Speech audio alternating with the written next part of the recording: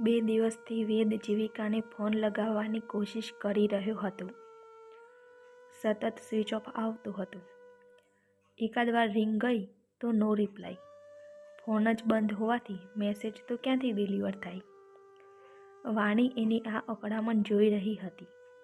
એમ તો એ બોલેલું કે ફોન કરી જીવિકાના ખબર પૂછું છું, પણ આ સતત સંપર્ક કરવાની કોશિશ. જીવિકા હજી કીટી પાર્ટી વગેરેમાં પણ નથી આવતી એમ પોતે જણાવતા વેદના કપાળમાં પડેલી ચિંતાની સળ વગેરે જોઈ વાણીને થોડો ગુસ્સો તો આવ્યો. પણ પછી કંઈક વિચારતા એ બોલી, વેદ, તું આજે તારી ઇવનિંગ વોકને યોગામાં જવાનું કેન્સલ કરી તો આપણે જીવિકાના ઘરે જઈ આવીએ. એના પતિની પ્રાર્થના સભા પછી આપણે મળ્યા જ નથી. રિટાયર્ડ થયા પછીની આ વેદની ખૂબ ગમતી પ્રવૃત્તિ હતી. સોજે દરિયા કિનારે લટાર, ને પછી ત્યાં જ જામી ગયેલી મિત્ર મંડળી સાથે વ્યવસ્થિત યોગાસનની કસરત, ને પછી દુનિયાભરના વિષયો પર ચર્ચા. સાંજના 2.5-3 કલાક આનંદ થઈ જતો. વાણી એના સંગીત ક્લાસની પ્રવૃત્તિમાં વ્યસ્ત હોય ત્યારે આ ઇવનિંગ ગ્રુપ જ એનું વિલાસધામ બની જતું. ખેર, આ જીવિકા, વેદની જૂની ફ્રેન્ડ, ને હવે ક્યારેક મળતા ફેમિલી ફ્રેન્ડ.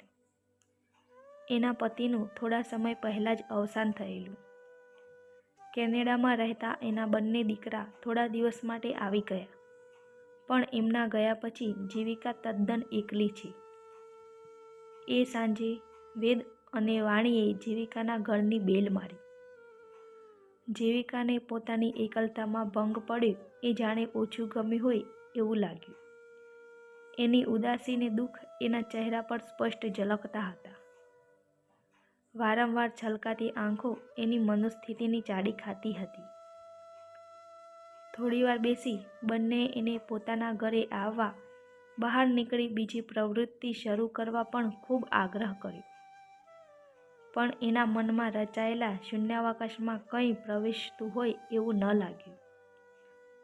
વેદની એ રાત અજંપામાં જ વીતી. ઓહ, આ મૂરઝાયેલી જીવિકા! એની આ ઉદાસી દૂર કરવા હું શું કરું? એક સમય હતો જ્યારે એના એક હાસ્ય માટે પોતે જાન કુરબાન કરવા તૈયાર હતો, ને જીવિકાને મન પણ વેદ જ સર્વસ્વ હતું. નિયતિએ એ બંનેને ભેગા તો ન થવા દીધા, પણ વર્ષો પછી પાછા એક ગામમાં આમને સામને લાવી મૂક્યા.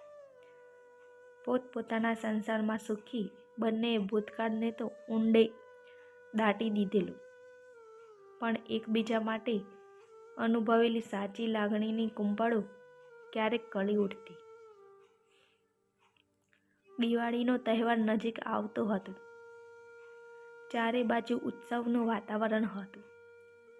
વેદના પેલા વિલાસધામ ગ્રુપે દિવાળી પાર્ટીનું આયોજન કર્યું હતું. વેદે આ દરમિયાન જીવિકા સાથે વાતચીતની કોશિશ કરેલી.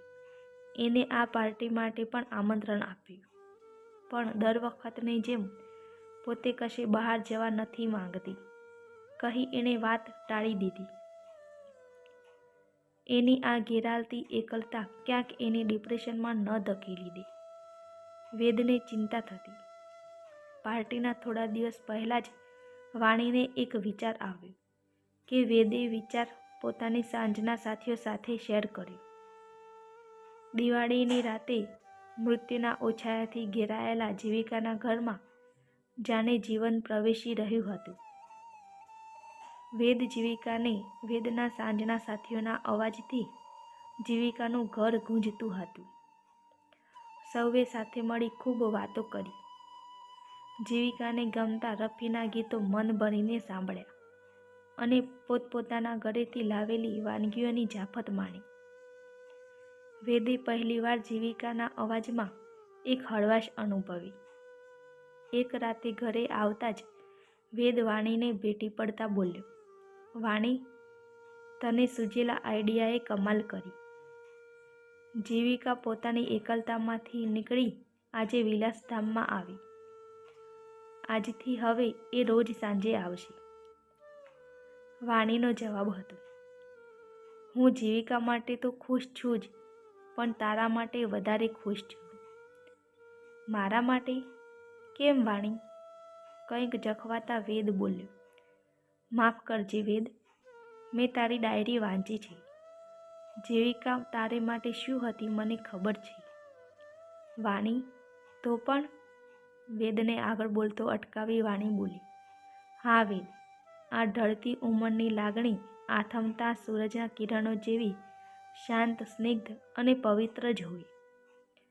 આ વહેતી પવિત્રતા આડે બંધ ન બાંધવાનો હોય, એમાંથી તો આચમની લેવાની હોય.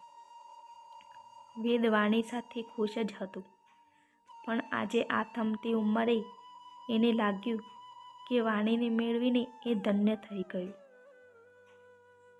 મિત્રો, વિડીયો ગમે હોય તો લાઈક કરજો, કોમેન્ટ કરજો અને પ્લીઝ ચેનલને જરૂરથી સબસ્ક્રાઈબ કરજો. આભાર.